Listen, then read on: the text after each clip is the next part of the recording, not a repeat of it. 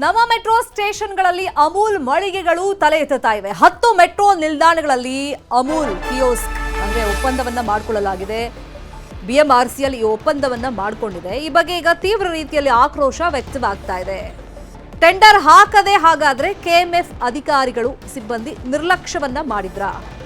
ಬೆಂಗಳೂರಲ್ಲಿ ಮಾರಾಟ ವಿಸ್ತರಣೆ ಮಾಡುವಲ್ಲಿ ಕೆಎಂಎಫ್ ಅಥವಾ ನಂದಿನಿ ಫೇಲ್ ಆಯ್ತಾ? ಬೆಂಗಳೂರಲ್ಲೇ ಅಮೂಲ್ಗೆ ಪೈಪೋಟಿ ಕೊಡುವಲ್ಲಿ ವಿಫಲ ಆಯ್ತಾ? ಹಾಗಾದ್ರೆ ಈ ಚರ್ಚೆಗಳು ನಡೀತಾ ಇದೆ. ಅಮೂಲ್ಗೆ ಅವಕಾಶ ಕೊಟ್ಟಿದ್ದಕ್ಕೆ ಒಂದ್ ಕಡೆ ಆಕ್ರೋಶ ವ್ಯಕ್ತವಾಗ್ತಾ ಇದ್ರೆ, ಟೆಂಡರ್ಗೆ ಇವರು ಅರ್ಜಿನೇ ಹಾಕಿಲ್ಲ ಅನ್ನೋ ಅಂಶ ಇದೀಗ ಬಯಲಿಗೆ ಬಂದಿದೆ. ನಾವು ಇಂಟರ್ನ್ಯಾಷನಲ್ ಲೆವೆಲ್ ಅಲ್ಲಿ ಕಾಂಪಿಟೇಷನ್ ಕೊಡಬೇಕು, ಇವಾಗ ಪೈಪೋಟಿ ತೀವ್ರವಾಗಿದೆ, ಹಾಗಾಗಿ ನಾವು ಕೂಡ ನಮ್ಮ ಉತ್ಪನ್ನಗಳನ್ನ ಹೆಚ್ಚು ಮಾಡ್ಕೊಳ್ತಾ ಇದ್ದೀವಿ ಅಂತೆಲ್ಲ ನಂದಿನಿ ಅವ್ರು ಹೇಳ್ತಾ ಇದ್ರು, ಅಂದ್ರೆ ಕೆಎಂಎಫ್ ಅವ್ರು ಹೇಳ್ತಾ ಇದ್ರು. ಆದ್ರೆ ಇಲ್ಲೇ ಬೆಂಗಳೂರಲ್ಲೇ ವಿಫಲವಾಗಿದ್ದು ಹೇಗೆ? ಹಾಗಾದ್ರೆ ಒಂದ್ ಕಡೆ ಟೆಂಡರ್ಗೆ ಅರ್ಜಿಯನ್ನ ಹಾಕಿಲ್ಲ, ಟೆಂಡರ್ ಹಾಕದೆ ಕೆಎಂಎಫ್ ನಿರ್ಲಕ್ಷ್ಯ ಮಾಡಿದೆ ಅನ್ನೋ ಆರೋಪಗಳು ಕೇಳಿ ಬರ್ತಾ ಇದೆ. ಮೆಟ್ರೋ ಸ್ಟೇಷನ್ಗಳಲ್ಲಿ ಅಮೂಲ್ ಮಳಿಗೆಗಳಿಗೆ ಒಪ್ಪಂದವನ್ನ ಬಿಎಂಆರ್ಸಿಎಲ್ ಮಾಡ್ಕೊಂಡಿದೆ. ಇನ್ನು ಅಮೂಲ್ಗೆ ಅವಕಾಶ ನೀಡಿದ್ದಕ್ಕೆ ಸಮರ್ಥನೆಯ ಮಾತುಗಳು ಕೇಳಿ ಬರ್ತಾ ಇದೆ. ಕೆಎಂಎಫ್ನವರು ಟೆಂಡರ್ಗೆ ಅರ್ಜಿನೇ ಹಾಕಿಲ್ಲ ಅಂತ ಹೇಳಿ ಡಿಸಿಎಂ ಡಿಕೆ ಶಿವಕುಮಾರ್ ಹೇಳಿಕೆಯನ್ನ ಕೊಟ್ಟಿದ್ದಾರೆ. ಅಮೂಲ್ ಅವರದ್ದು ಗ್ಲೋಬಲ್ ಟೆಂಡರ್, 2 ಕಡೆ ಅಮೂಲ್ನ ಮಳಿಗೆ ಓಪನ್ ಆಗಿದೆ, ಗ್ಲೋಬಲ್ ಟೆಂಡರ್ ಆಗಿದೆ, ಮುಚ್ಚೋಕ್ ಈಗ ಆಗಲ್ಲ. 8 ಕಡೆ ಕೆಎಂಎಫ್ಗೆ ಅರ್ಜಿ ಹಾಕೋಕ್ ನಾವು ಹೇಳಿದೀವಿ, ಟೆಂಡರ್ಗೆ ಈಗಲಾದ್ರೂ ಅರ್ಜಿ ಹಾಕಿ ಅಂತ ಹೇಳಿದ್ದೀವಿ ಅಂತ ಹೇಳಿ ಡಿಕೆ ಶಿವಕುಮಾರ್ ಹೇಳಿದ್ದಾರೆ.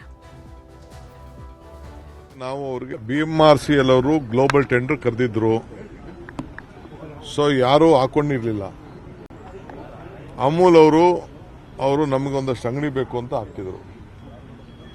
ಅಂಗಡಿ ಬೇಕು ಅಂತ ಹಾಕಿದಾಗ ಕೊನೆಗೆ 10 ಕಡೆ ಬೇಕು ಅಂತ ಅವರು ಅರ್ಜಿ ಹಾಕಿದ್ರು. ಸೊ ಅದಕ್ಕೆ ಇವರು ನಮ್ಮ ಕೆಎಂಎಫ್ ಅವರು ಅರ್ಜಿ ಹಾಕಿಲ್ಲ. ಈಗ ನಾವು ಅವ್ರಿಗೆ ನೀವೆಲ್ಲ ಎಚ್ಚರಿಕೆ ವಹಿಸಿದ ಮೇಲೆ ಕೆಎಂಎಫ್ ಅವ್ರಿಗೂ ಹೇಳಿದ್ದೀವಿ, ನೀವು ಅರ್ಜಿ ಹಾಕಿ ಅಂತ. ಇನ್ನು 10 ಕಡೆ ಐಡೆಂಟಿಫೈ ಮಾಡಿದ್ದೀವಿ. 8 ಕಡೆ ಕೆಎಂಎಫ್ಗೆ ಕೊಡಿ ಅಂತ ಹೇಳಿದ್ದೀನಿ, ನಂದಿನಿಗೆ ಕೊಡಿ ಅಂತ ಹೇಳಿದ್ದೀನಿ, ಅವ್ರಿಗೆ ಅರ್ಜಿ ಹಾಕಿ ಅವ್ರಿಗೆ ಕೊಡಿ ಅಂತ ಹೇಳಿದ್ದೀನಿ. ಸೊ 2ನ್ನ ಈಗ ಅವರು ಓಪನ್ ಮಾಡಿದ್ದಾರೆ. ಓಪನ್ ಮಾಡೋದನ್ನ ನಾವು ಮುಚ್ಚೋದು ಸರಿ ಇಲ್ಲ ಅಂತ ಹೇಳಿ, ಯಾಕೆಂದ್ರೆ ನಾವು ಗ್ಲೋಬಲ್ ಟೆಂಡರ್ಲಿ ನಾವು ಕರೆದ್ರಿಂದ ಯಾರು ಬೇಕಾದ್ರೂ ಮಾಡ್ಕೊಳ್ಬೋದು ಅಂತ ಹೇಳಿ. ಸೊ 2 ಅವ್ರಿರ್ತದೆ. ಇದೇ ವಿಚಾರವಾಗಿ ಇನ್ನಷ್ಟು ಡೀಟೇಲ್ ಆಗಿ ಇನ್ಫಾರ್ಮೇಶನ್ ಕೊಡ್ತಾ ಹೋಗೋದಕ್ಕೆ ಫೋನ್ ಸಂಪರ್ಕದಲ್ಲಿ ಕನೆಕ್ಟ್ ಆಗಿದ್ದಾರೆ ನಮ್ಮ reporter Ashiq Mulki. Global tender ಅನ್ನ ಕರೆದಾಗ ಯಾರು ಬೇಕಾದ್ರೂ ಅರ್ಜಿಯನ್ನ ಹಾಕೋಬಹುದು, ಟೆಂಡರ್ ಹಿಡಿಬಹುದು, ಹೌದು ಒಪ್ಕೊಳ್ಳೋಣ. ಆದ್ರೆ ಕೆಎಂಎಫ್ ಯಾಕೆ ನಿರ್ಲಕ್ಷ್ಯ ಮಾಡ್ತು? ಇಲ್ಲಿ ಟೆಂಡರ್ಗೆ ಅರ್ಜಿನೇ ಯಾಕೆ ಹಾಕಿಲ್ಲ? ಹಾಗಾದ್ರೆ ಸಂಬಂಧಪಟ್ಟವ್ರು ಯಾಕೆ ಎಚ್ಚೆತ್ಕೊಂಡಿಲ್ಲ?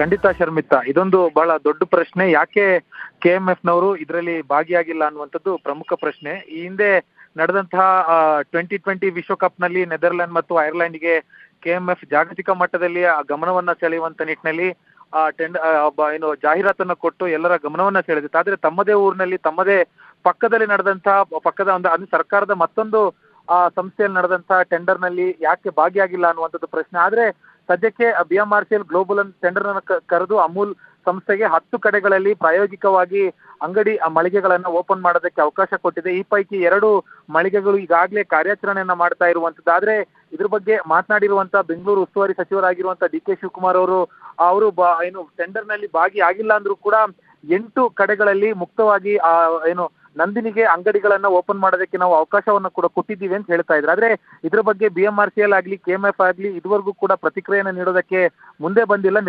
ನಿರಂತರವಾಗಿ ಸಂಪರ್ಕ ಮಾಡುವಂತ ಪ್ರಯತ್ನವನ್ನ ನ್ಯೂಸ್ 18 ಕಡೆಯಿಂದ ಆಗ್ತಾ ಇದೆ. ಆದ್ರೆ ಎಲ್ಲಿ ಏನಾಯ್ತು ಅನ್ನುವಂಥದ್ದು ಇನ್ನಷ್ಟೇ ಕೆಎಂಎಫ್ನವರು ಒಂದು ಪ್ರತಿಕ್ರಿಯೆಯನ್ನ ಕೊಡಬೇಕಾಗಿದೆ. ಶರ್ಮಿತಾ, ಫಾಲೋ ಅಪ್ ಮಾಡೋಣ. Thank you so much Ashik Mulki, ತಮ್ಮೆಲ್ಲ ಇನ್ಫಾರ್ಮೇಶನ್